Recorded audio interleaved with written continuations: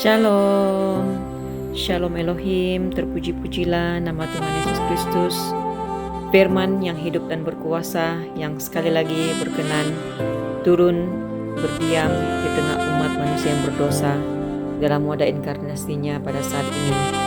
Roh Alfa dan Omega berbicara, memakai wadah casing Saudara Aditya Nugrahanto. Dialah itu sendiri Tuhan Yesus Kristus yang dinantikan oleh umat manusia. Kedatangannya bukan lagi di awan-awan, tetapi sudah 4 tahun lebih rohnya Alfa dan Omega memerintah di dalam kerajaan 1000 tahun damai bersama dengan roh Bapa Surgawi yang berdiam di dalam Bapa Immanuel Agung. Shalom, Shalom Elohim, salam hormat, salam penuh cinta kasih juga buat mempelai ilahi Roh Kudus, roh kebenaran di zaman yang baru ini bersama dengan para malaikatnya, orang-orang kudusnya ada di atas muka bumi ini. Terima kasih Tuhan Yesus Kristus yang sudah berkenan memberikan pengertian kepada mimpi yang saya dapatkan pada hari kemarin pada tanggal 30 hari bulan Mei bersamaan dengan hari Rabu pagi, di mana dalam mimpi itu saya berada di ruangan luar di mana ada sekumpulan orang yang sedang lagi duduk bercerita di atas emperan kayu, dan ketika saya menyapa mereka dan bertanya kepada mereka lagi bercerita tentang apa, ada seorang yang agak besar tubuh badannya, dia menjawab lagi bercerita tentang pengampunan dan pengudusan. Dan ketika itu saya melihat di tangannya ya, ada seperti cacar monyet atau kita panggil sebagai chicken pox, ada bergeridil tumbuh-tumbuh ya, benjol-benjolan seperti itu, bisul-bisul, atau yang dikatakan oleh pangeran itu biduran. Nah,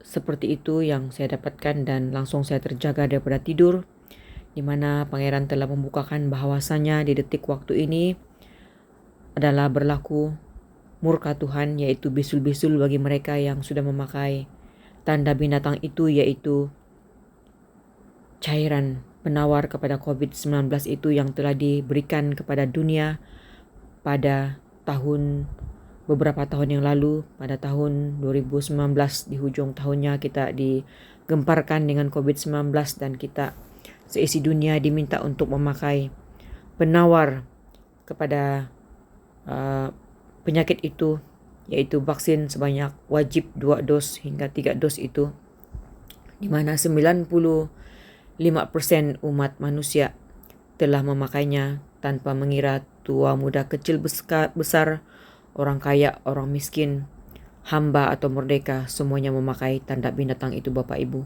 Dan pada detik waktu ini, waktu sudah berlalu, sudah beberapa tahun berlalu, maka pada waktu ini ramai yang sudah mengalami murka Tuhan, yaitu bisul-bisul itu, dan ramai yang sudah sadar ketika mengalami bisul-bisul itu, mereka telah mengerti waktu-waktu ini adalah yang terbaik, datang kepada Tuhan Yesus Kristus untuk memohon belas kasihan, pengampunan, karena apa yang telah diambil, yang telah disodorkan oleh dunia itu adalah tanda binatang yang sesungguhnya. Dan hanya Tuhan Yesus Kristus, hanya oleh darahnya yang kudus dapat menetralkan umat manusia, darah umat manusia itu kembali.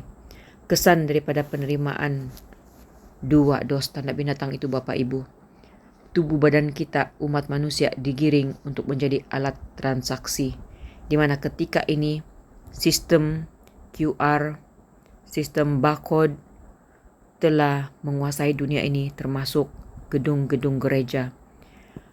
Masyarakat dunia dibudayakan dengan kecanggihan teknologi, memakai alat yang ada di tangan kita, yaitu telepon. Dan sebentar saja lagi, bahkan sudah berlaku di beberapa buah negara, tidak lagi memerlukan alat canggih itu, yaitu telepon, tetapi memakai palm web, memakai tapak tangan kita, atau memakai jidat dahi kita untuk di-scan dan memunculkan barcode. Apabila tubuh umat manusia yang telah menerima cairan itu terkoneksi dengan barcode, terdeteksi apa barcode yang ada dalam tubuh umat manusia itu, maka sahlah tubuh umat manusia itu menjadi alat transaksi yang sesungguhnya. Nah, Bapak Ibu yang dikasihi dalam Tuhan, hanya Tuhan Yesus Kristus, Dia sudah datang memakai nama barunya. Mengapa memakai nama barunya? Karena itu adalah rahasia ilahi yang telah tertulis di dalam kitab Wahyu bahwa Ia datang dengan nama barunya, dan hanya Dia yang mengetahui, yaitu Roh Kudusnya, mempelai ilahi Bunda P, telah memberitahukan kepada dunia, karena Dia adalah malaikat Mary, malaikat kitab Wahyu itu sendiri. Siapakah Bunda P? Dia adalah malaikat puji-pujian yang menggantikan posisi yang pada asalnya adalah malaikat penyembah, tetapi telah dibuang ke dalam dunia ini menjadi bintang timur yang jatuh itu. Dan pada saat ini Tuhan Yesus Kristus, Roh Alfa dan Omega, yang datang ke dalam dunia ini memakai wadah casing Bapak Aditya Nugrahanto, Roh Alfa dan Omega, diizinkan oleh Bapa di surga memakai 2 dos tanda binatang itu supaya apa? Barang siapa yang percaya kepada Tuhan Yesus Kristus yang sudah datang ke dalam dunia ini dengan cahaya kemuliaan, dapat dinetralkan darahnya dengan cara berdoa dan berpuasa di kakinya, merendahkan diri, menetralkan cairan Lucifera itu yang ada di dalam tubuh umat manusia itu, menangisi segala dosa-dosanya, memohon belas kasihan, memohon pengudusan dengan darah anak domba Allah. Maka kita akan dikaruniakan cahaya kemuliaan sama seperti Dia datang dengan cahaya kemuliaan. Mengapa ketiga pribadi datang ke dalam dunia ini dengan cahaya kemuliaan? Karena mereka mendirikan kerajaan 1000 tahun damai. Mereka menggiring umat manusia membawa kembali kepada posisi asal Adam dan Hawa di Taman Eden sebelum jatuh ke dalam dosa. Adam dan Hawa tidak memerlukan pakaian yang dicipta daripada kulit binatang ataupun daripada daun-daun itu. Tetapi Adam dan Hawa dicipta segambar dengan rupa Allah itu sendiri. Bagaimanakah rupa Allah itu? Tidak lain tidak bukan adalah cahaya, penuh dengan cahaya kemuliaan. Oleh karena itu ketiga pribadi datang memantulkan cahaya kemuliaan. Lihatlah bagaimana pelayanan Musa.